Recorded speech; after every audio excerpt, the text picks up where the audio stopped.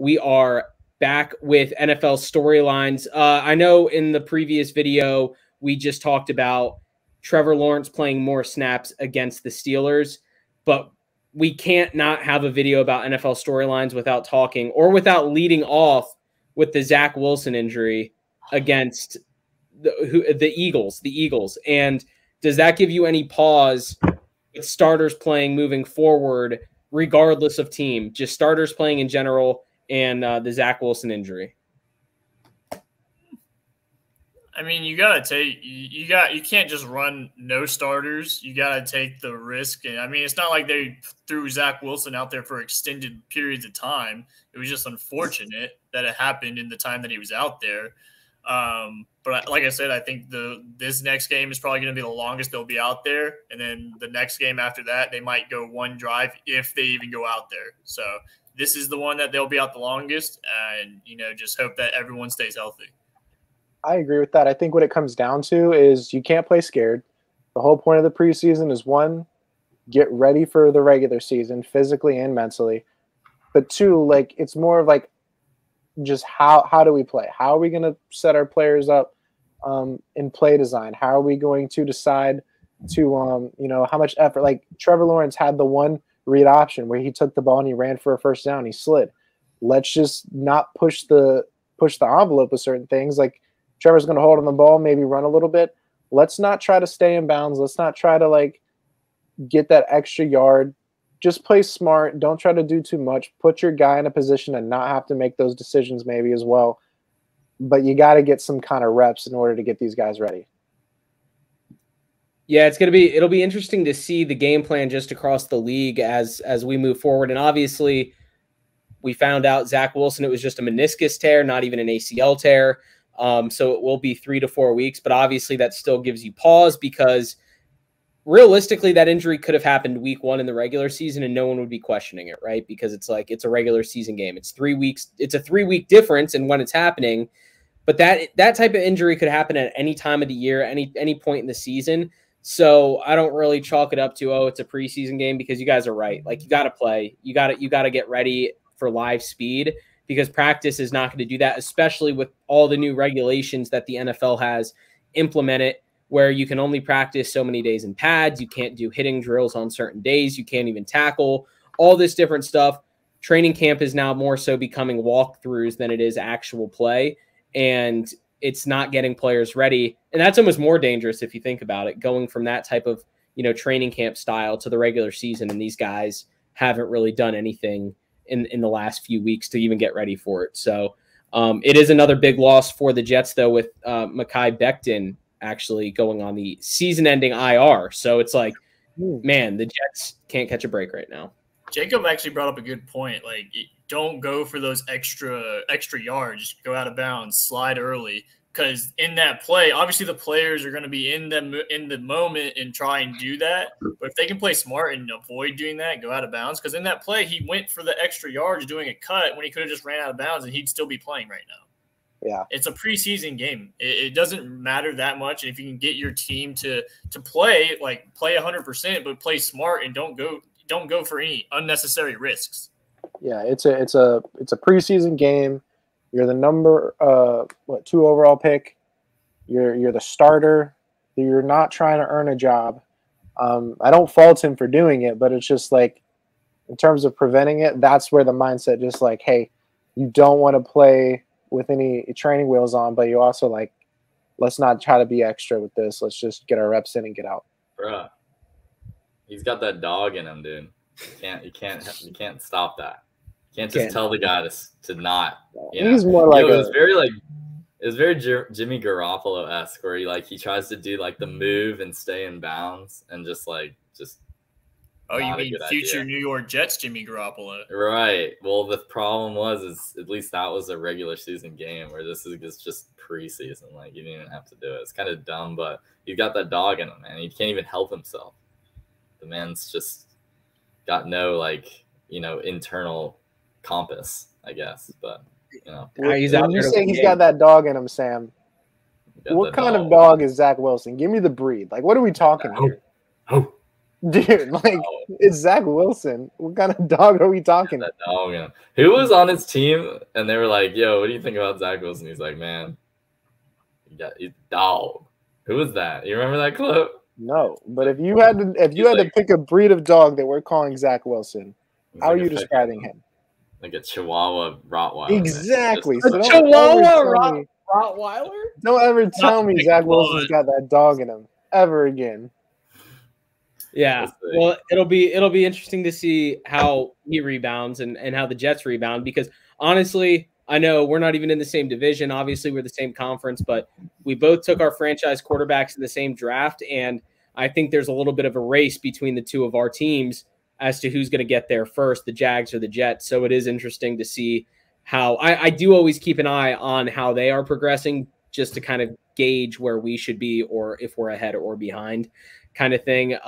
Another quarterback, another big offseason moment, Kyler Murray, big fat contract with the Arizona Cardinals. What are our thoughts on that massive contract, almost like all guaranteed, tons of money to this guy, hasn't even won a playoff game really. So I don't think he won a playoff game, right? No, they lost to the Rams, right? That's right. Yeah. All this money going out to Kyler Murray. What are our thoughts on it? I think they just had to do it is what I heard. Like, what are you going to do? Like, if you wait another year, you're competing with Lamar Jackson money, which is going to be just even stupider. So, like, might as well just pay him now. He's going to be your franchise quarterback, so, like, just do it.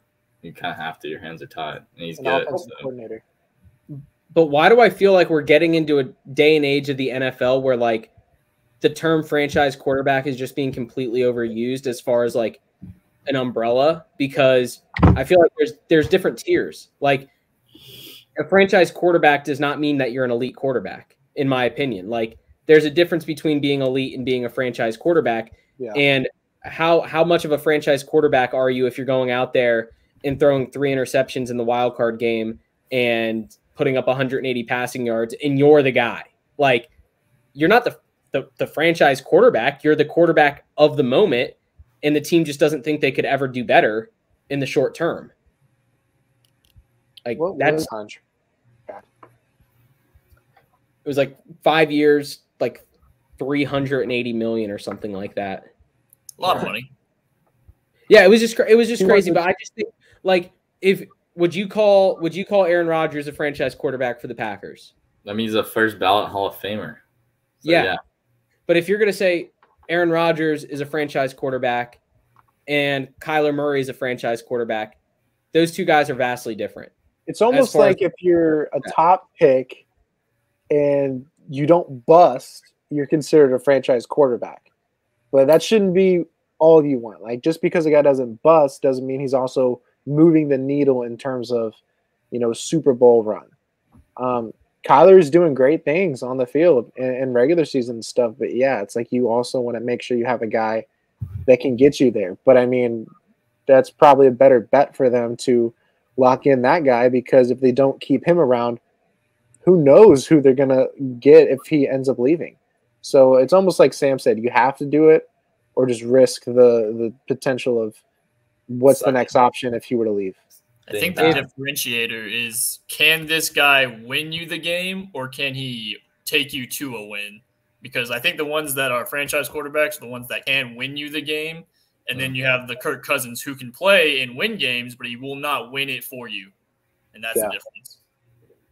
Yeah, and the amount of times we've heard, like, Kirk Cousins be, like, classified as a franchise quarterback for the Vikings and they gave him all this money and stuff. And it's like, there needs to be a different word. I don't know what the word would be, but we throw that word around way too often. Like, obviously, like, Baker Mayfield on the Panthers is not a franchise quarterback because he didn't even start there or anything. But I think the floor and the ceiling we use that term for is too wide of a range for it to be an appropriate term to use.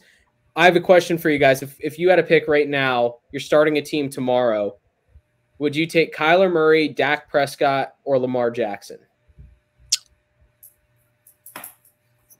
Probably take Kyler. I want Lamar. I want Kyler for sure. You want Kyler? I don't think I'd take Dak, though.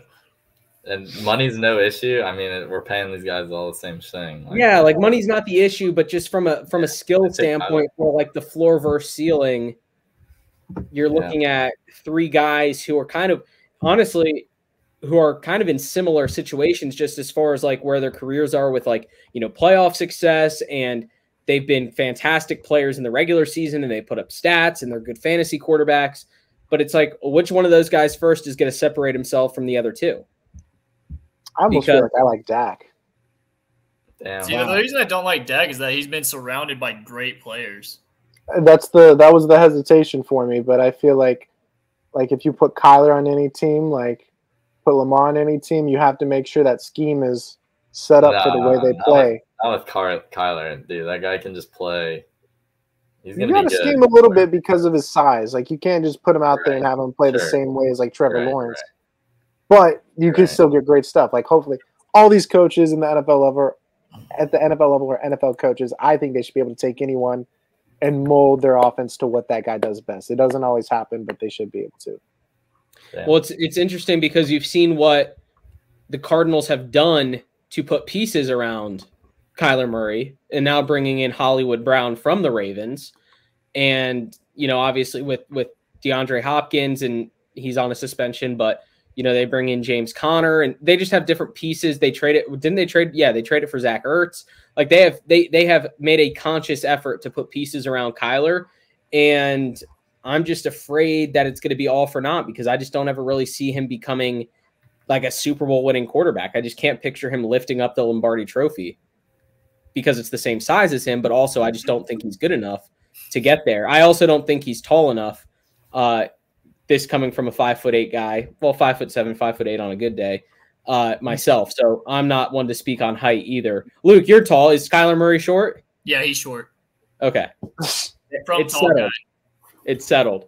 No, but DeAndre Hopkins' suspension actually does that even matter for the Cardinals? Curiously, like, is DeAndre Hopkins, are his best days behind him? Is he still like a top 10 receiver, top 15 receiver? He's been hurt the last couple of years. I mean, he's piling up injuries. He's getting old. But, I mean, he still think he's, like, good. It's just, like, is he going to be good, this year? Maybe not as good as he's been. I think he's just naturally one of the most skilled receivers in the game. But a lot of these guys that are younger and have the speed and have the energy, the physicality, maybe he doesn't have. Or he still's got a lot, don't get me wrong.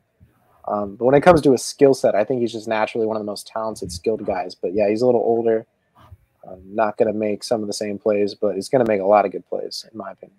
I'm gonna bring up a throwback real quick because DeAndre Hopkins, his regression is going to remind me a lot of Roddy White when he was on the Falcons. And that's like a name out of nowhere where it's like he's still going to probably catch 60 balls a year and probably get you 700 yards, whatever it is. Like he'll still perform.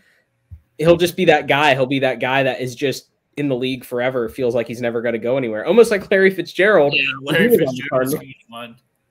So maybe that's what they're going for. But yeah, interesting suspension there. A 6-game suspension, which equals the suspension given to Deshaun Watson for not doing steroids. But we won't even get into Deshaun Watson right now. Michael Thomas and Christian McCaffrey, both coming back from injuries this year, both in the NFC South as well.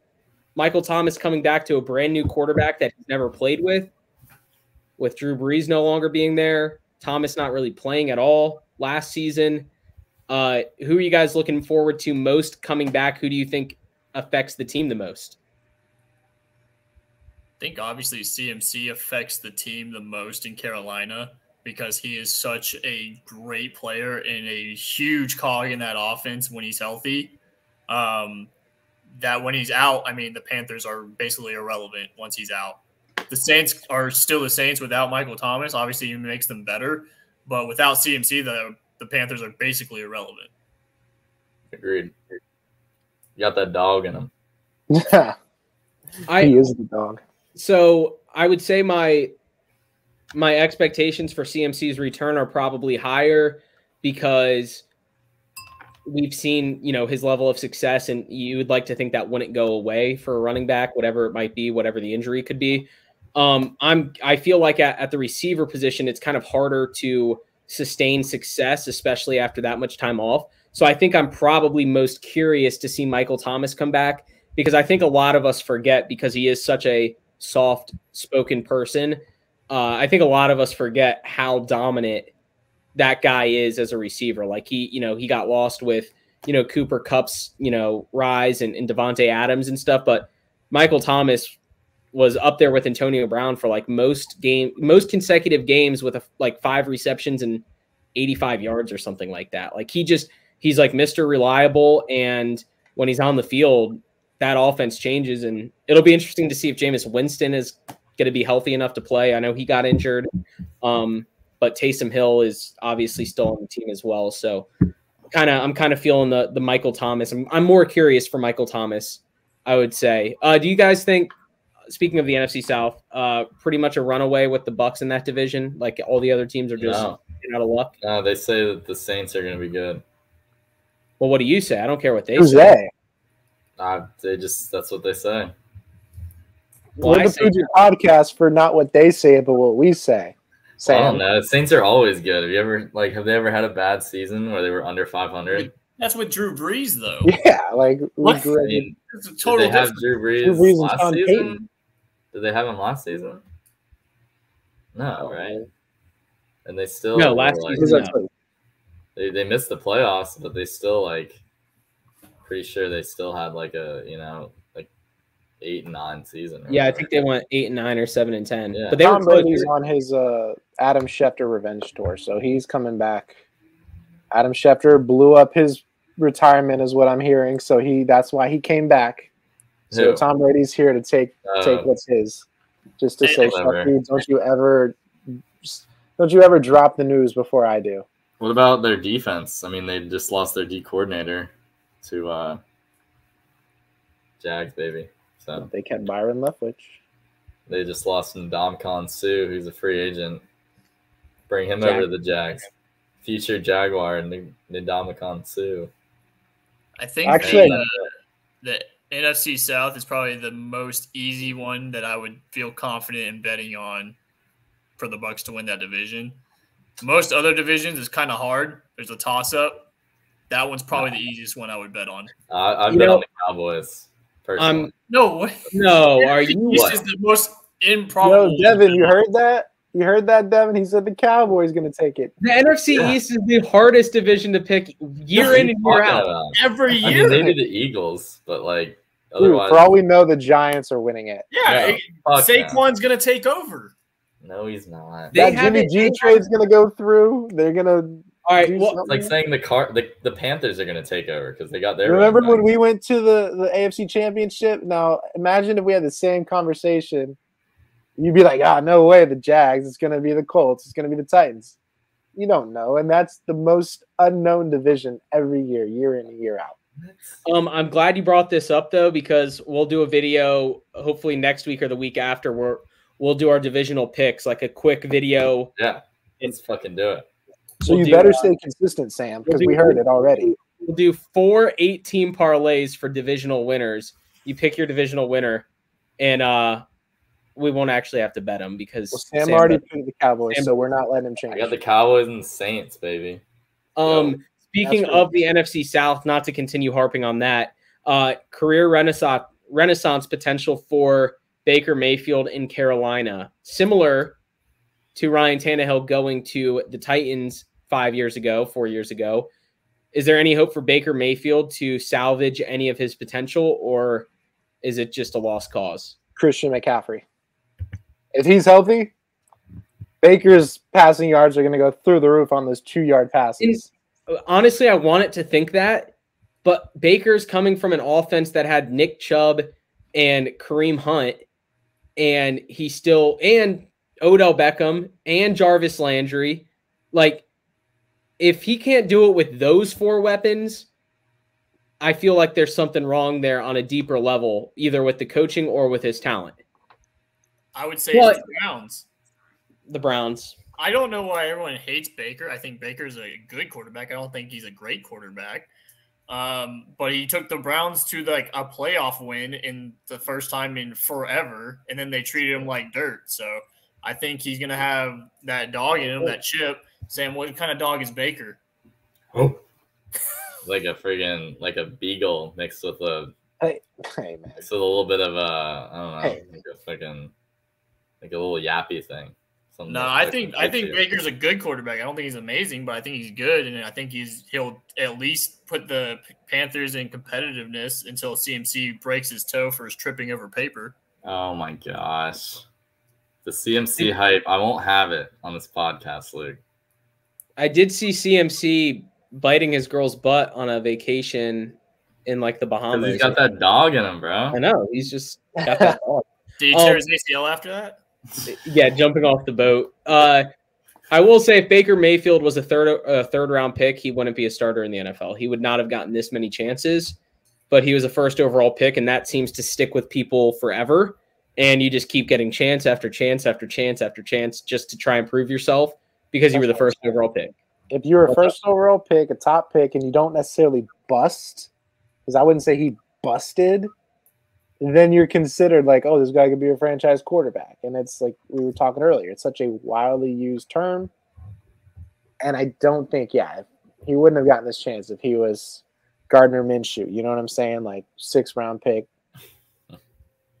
Yeah, Baker Mayfield played exactly how he has, but he was the 6th round pick. He would not be the starter, but the Browns would probably be a lot happier with him because his production would have matched more of like a mid-round quarterback draft pick and not a first overall pick. So there's that. Let's ask this question for you guys real quick. Who will miss who more in this terrible, tragic breakup over the offseason with Devonta Adams and Aaron Rodgers? Who is going to miss who more?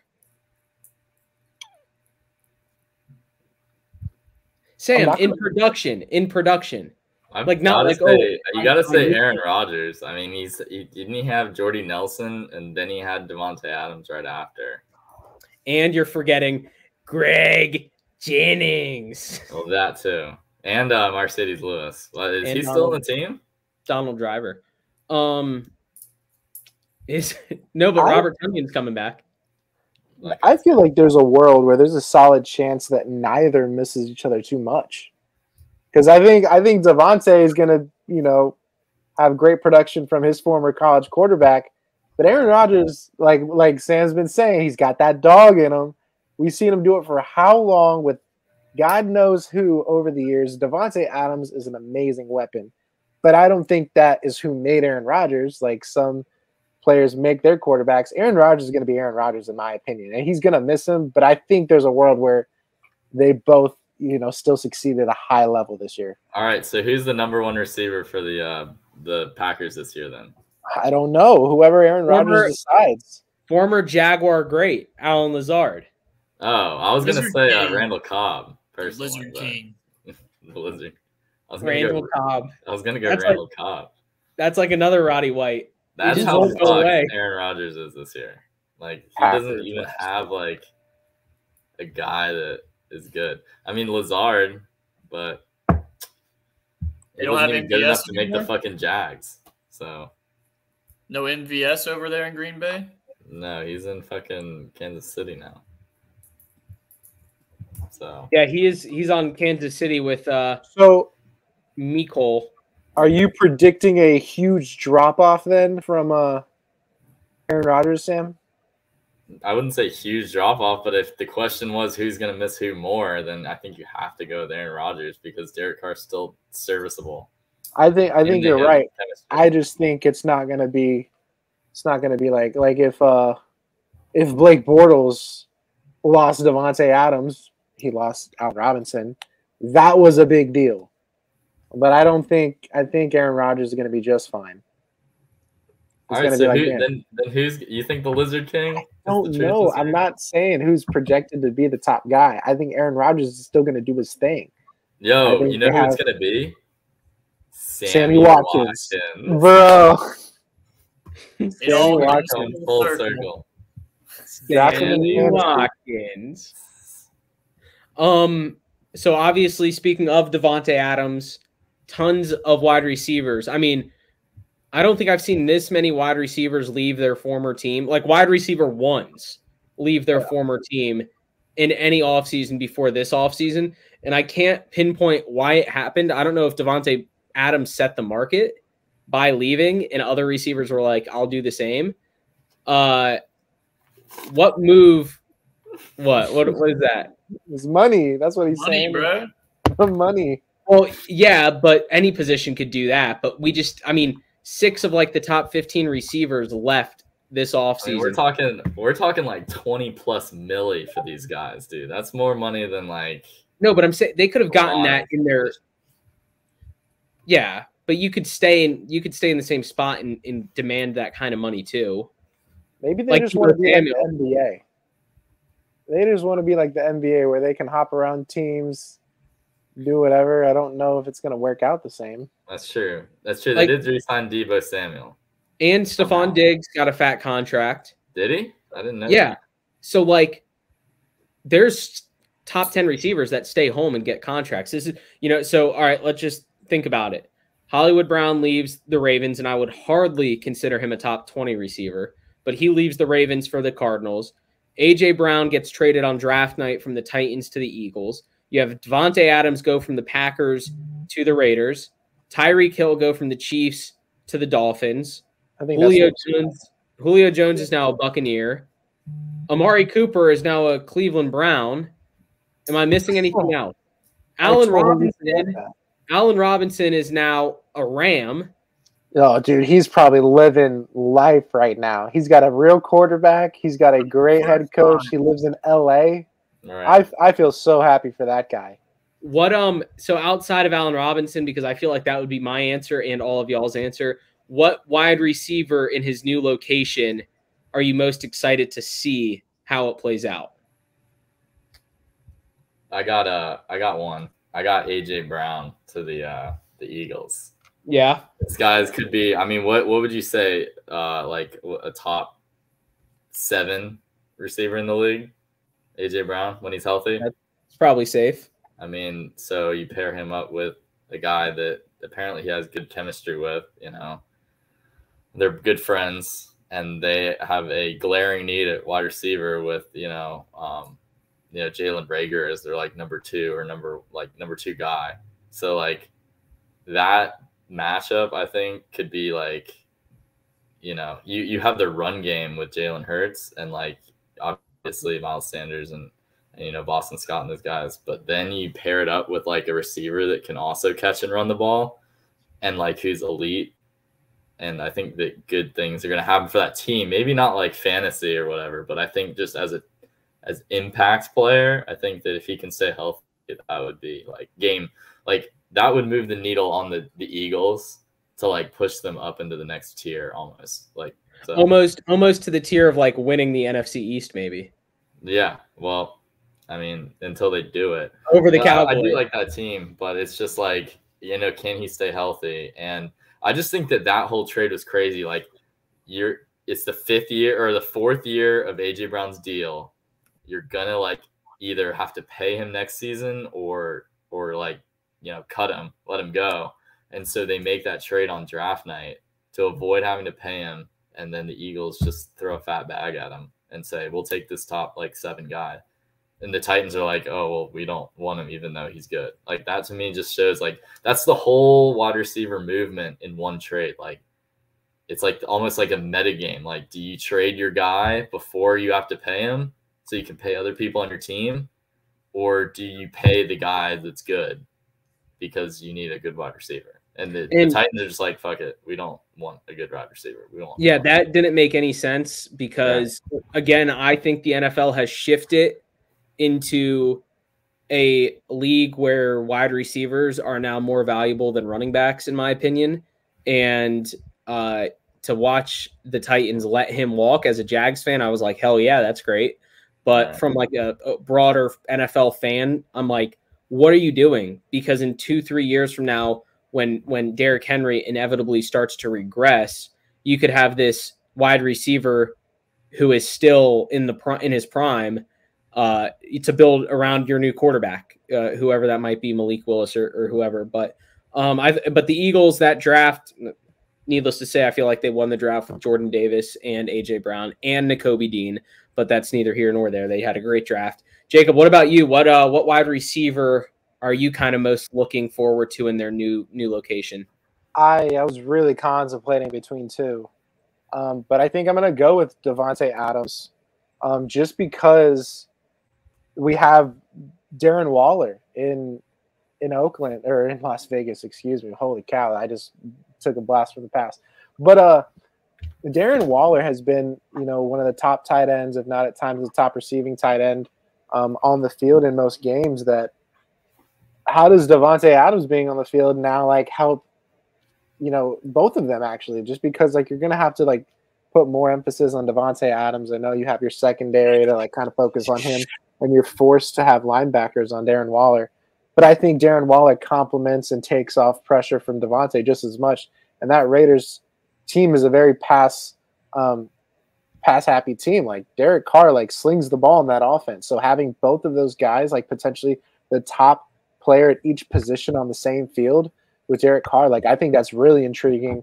The other one was potentially Tyreek Hill, but I know because I'm not seeing Tua, shouldn't say I don't think Tua cannot push the ball downfield, but I know that's always kind of not been, his thing to really just push it downfield for Tyreek. I think Devonta Adams might be the most intriguing, even though it might be the most obvious. Well, I think the interesting thing about the Devonta Adams move is Derek Carr now finally has, a wide receiver one, which, Hunter Renfrow is not no one to laugh at, but obviously he's not the game-changing wide receiver that Devonta Adams is. I'm curious to see how this affects Derek Carr's ceiling going into this season. Will he become the next great quarterback that just needed that one extra piece around him? Luke, what about you? Receiver you're most looking forward to on a new team, what would you say? I actually am looking forward to Tyreek Hill and the Dolphins. You have him, Jalen Waddle, and Gesicki all on the offense. So Tua has no excuse not to produce this year. I also think that the Dolphins are sneaky and should be able to compete. Obviously, you have the Bills in that division, so it's kind of hard. But I think they're going to be a pretty good team, pushing that wild card spot pretty heavily. And Tyreek Hill and Jalen Waddle are obviously going to blow the top off the cover. Maybe you have Mike Gesicki underneath, or maybe you just toss it deep to Tyreek Hill if you can throw it that far. Yeah, I think I'm more intrigued about the Tyreek Hill move to see how it affects Patrick Mahomes and to see how it affects Tua. Who's going to reap the benefit more? Obviously, is Tua going to progress further because of Tyreek Hill, or will Patrick Mahomes fall off more because he doesn't have him? So that's kind of the biggest storyline for me with that move. But just some other wide receiver moves this offseason. Robert Woods to the Titans. You had Juju Smith-Schuster to the Chiefs. Allen Robinson, as we mentioned, to the Rams. Christian Kirk to the Jaguars, who's going to be another fun one to watch when we can get him on the field. And Amari Cooper to the Browns. DJ Chark to the Lions. So just a ton of movement in the wide receiver market like we've never seen before. Deebo Samuel stayed in San Francisco. Stephon Diggs stayed in Buffalo. So the receivers are probably at a premium now more than ever, or of premium value now more than ever. Any storylines from you guys going into the season, or just overall thoughts going on with the NFL at the moment? Anything going on? I'll add one thing to that. Patrick Mahomes is that Patrick Mahomes has the most passing touchdowns in the last 2 years, and he has the sixth most passing touchdowns to everyone except Tyreek Hill. So you take Tyreek Hill out, and he still has the sixth most passing touchdowns in the league over the last 2 years. So yeah, take that with, is Patrick Mahomes going to be missing, Tyreek? I think the Dolphins definitely got a fantastic player, but in another situation where you have a receiver that's going to get paid and the team opts to keep the money and pay other positions, aka stick around Patrick Mahomes with, protection and talent other than pay a superstar wide receiver. It is interesting though, the Dolphins are, implementing the Shanahan offense, obviously with their boy Mike. Is it Mike? Yeah, Mike McDaniels. Mike McDaniels. So do we see Tyreek in the pure Deebo Samuel role, like taking handoffs out of the backfield like he used to do in college? Like, I think that could be very intriguing.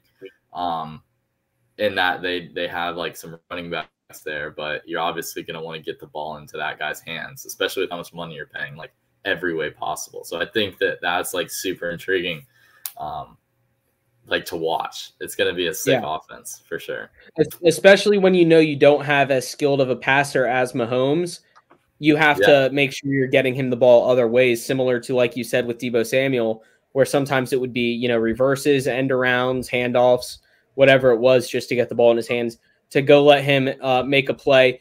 We'll do a bunch of these videos down the road too, just because I feel like there's a lot of fun topics that we could dissect, and we'll have to, the four of us, get together and see different topics we can talk about. My last question, though, is about the Cowboys. I know Sam touched on them earlier. I know we touched on Dak Prescott, and would we be a sports podcast without following the norm of the sports networks and having to talk about the Dallas Cowboys? Obviously, losing Amari Cooper, they still have CeeDee Lamb. Zeke Elliott has not looked like the same Zeke Elliott since 2019, 2018. They obviously still have Tony Pollard, Dalton Schultz as their tight end. What are our thoughts on the Dallas Cowboys? Would you say over the last offseason, the last year, their window for the Super Bowl, their window for success has opened, closed, or stayed the same? Which direction are the Cowboys trending at this point? If you're not trending upward, you're probably trending downward.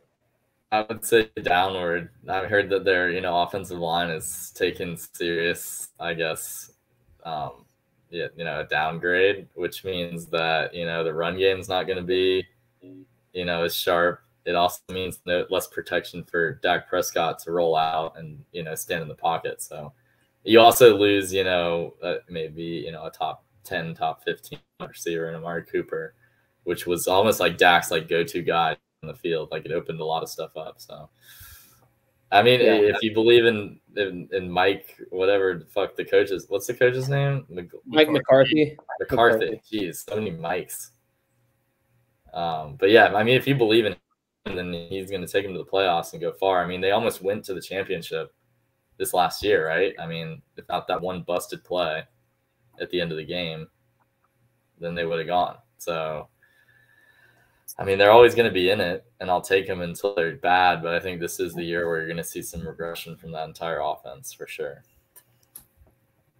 I think the big storyline for me with the Cowboys is this is going to be the true test of how good Dak Prescott is, because there's quarterbacks that are extremely good when they have a lot of pieces around them and have everything spoon-fed to them. And then there's quarterbacks like Aaron Rodgers who are capable of still performing at a high level even when things aren't going their way. So I think this is going to be the true test on if Dak Prescott is the elite quarterback they think he is, or if he is the regular season champion fantasy quarterback that a lot of other people think he might be, because he doesn't have as many weapons. Would be nice to see CeeDee Lamb break out and become, a top 10 receiver, top 15 guy, which I think he's already near the top 15, if not in the top 15. But it'll be interesting to see how Dak Prescott handles this adversity, because you see all these other superstar quarterbacks, and I hate to say franchise quarterbacks since we just had the debate about it, but you see all these other quarterbacks where the teams are bringing them pieces, like the Cardinals or like the Bucks with Julio Jones or whatever it is. And then you have these teams like the Packers or now the Cowboys, where they seem like they do everything to take pieces away. So that'll be the interesting storyline to follow, I think, for the Cowboys. And of course they have Micah Parsons, who's like one of the best defenders in the league. So he's amazing. But anything else from you guys before we call it an evening? No, I think that's right. Well, shit. Feels good to be back. That was a fun episode. A lot of good stuff talked about. So definitely fun. We'll do it again next week. Hopefully we'll talk on the side about what's going on. But those out there listening, sorry for the long layoff. I know I've had a few questions asked about what's happening. Where's it going? What's up with the podcast? Well, we're back. We're back, bitches. What, Sam? Where is it? I was wondering, where is it? Where's the pod? Here we are. We're here we are. Golf season got in the way, Sam. For all you For the Pooj crew, we're back. We're back. The Pooj crew's back. Luke rocking the hat too. Gotta love it. That's the Cincinnati hat. You always gotta wear that. Recording day. Vibes are high right now. But anyways, again, thanks for listening. Subscribe on YouTube. Follow us on Spotify, Google, Apple Podcasts, wherever you get your podcasts. And if you're watching on YouTube, again, be sure to go watch both videos where we break down first the Jags, next the NFL storylines. Whatever you feel like watching, please do. And like the video, comment your thoughts, subscribe most importantly, and help the channel out. Help the podcast keep growing because we have done a lot to get here. Not only the three sitting here with me, but so many others have helped the podcast get here, and it's fun to continue watching it grow. So thanks again for joining us. Go enjoy the rest of your week. Go enjoy week 2 of the NFL preseason. But whatever you do, go make this world a better place and take care.